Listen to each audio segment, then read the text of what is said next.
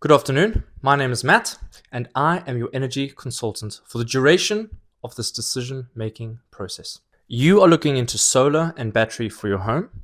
My job is to give you the tools and help you come to a decision regarding your move forward. So, I've created this very, very short, concise, to the point little seminar, workshop, video to help you create a framework of how to make a decision. So, step one in this decision making process is to create a financial base. Once we've established this basic fundamental base, anything above it will be considered a luxury purchase, and anything below it will be considered a good return on investment. So, to do this, it's very, very simple. We want to understand how much we are paying per month overall throughout the year, times that by 12 on electricity. This gives us our annual figure. Now, at the top, as you can see, if we assume a 10% increase every single year moving forward, then whatever that number is, let's say it's $1,500 for the year, over a 5-year period, it will cost us $10,000 and something. And in the second block, I have broken down a threshold finance to kind of really simplify things at $1,500, $2,000, all the way up to $4,000 per year. What is your figure? Keep that figure in your mind. Once you've got that, now we have a understanding of what makes sense from a capital allocation we have that we want to spend in solving the problem of rising energy costs. Now, again, these figures is a projection of 10%. It could be slightly lower depending on where you are. It could be much, much higher depending on where you are. So again, I ask you to look at your bills. What has the increases been like so that we can come to a strong financial base? Step 2 is looking at our consumption data and our roof layout. So in a nutshell, we want to compare our summer and our winter months, both on the consumption side of it and the production side of it, to see what type of system we can, number one, fit on our roof, and number two, what system makes the most sense for our household. Step 3 is our risk tolerance.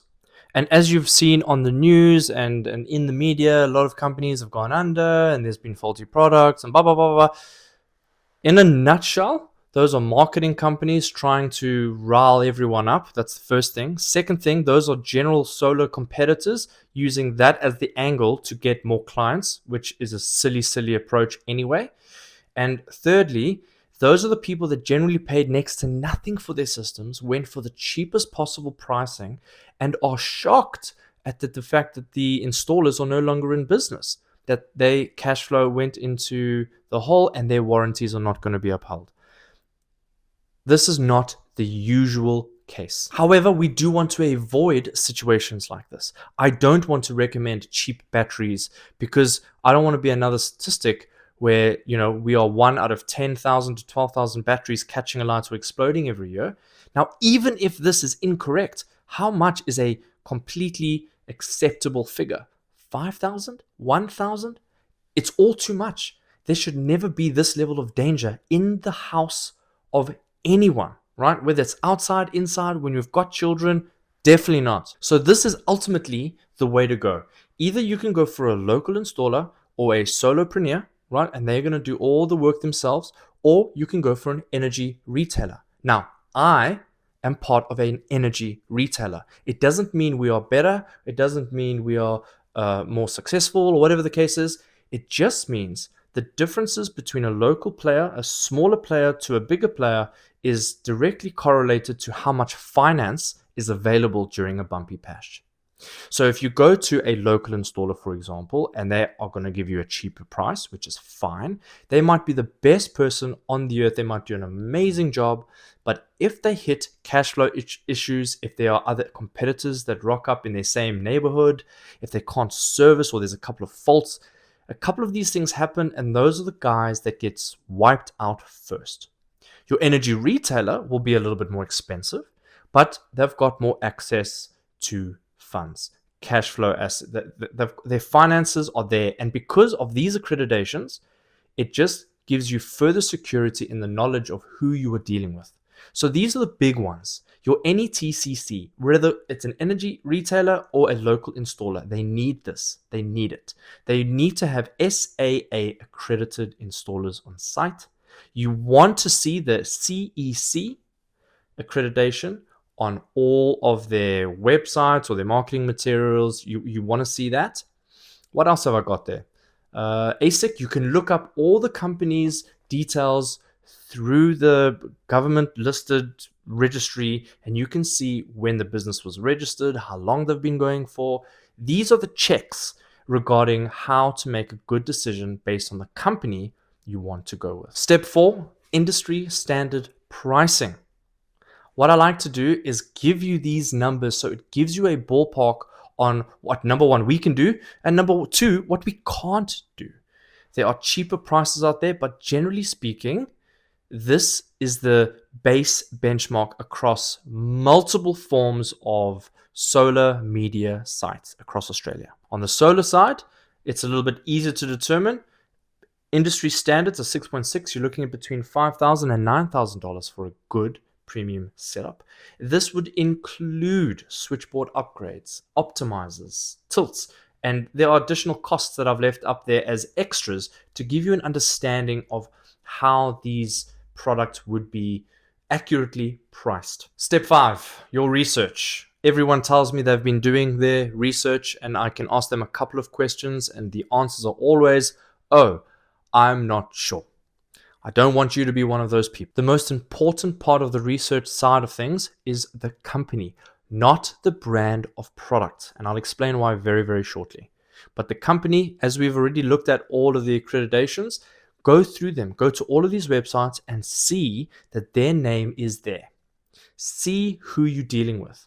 Understand it's not necessarily about who does a better wiring or a bit of circuits or whatever, but it's about which company is going to hang around, whose balance sheet is stronger, whose financials are better. Now, when it comes to brands, we want to know which companies are producing and manufacturing these products, because for the last 20 years ago, we should say, the renewable industry was non-existent.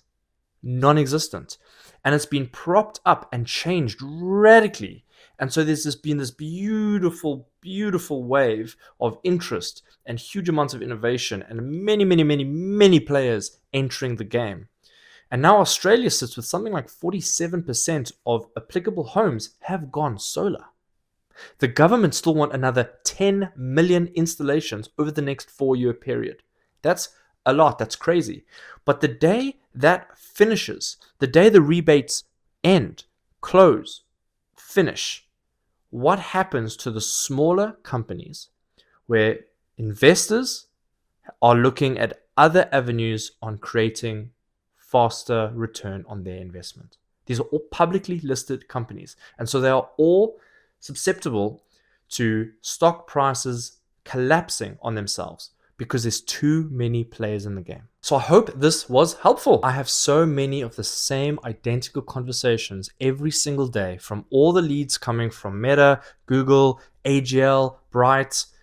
And I just thought to summarize much of the questions that I get answered all the time in the process that we follow, this would be a helpful resource. The other aspect is that I'm always on the phone with one decision maker, but there's always a second decision maker part of the process. So specifically when I hear the husband tell me that they're the man of the house, they will make the final call, it always ends with, now I need to discuss with my wife. I hope you're laughing on the other side. The point is, watch this. It's very quick, very short. I've tried to summarize it as fast as possible with your spouse to get an understanding so that everyone can make a decision while staying on the same page. The next time we speak, you should have some questions, and I look forward to answering them. Until then, have a good day.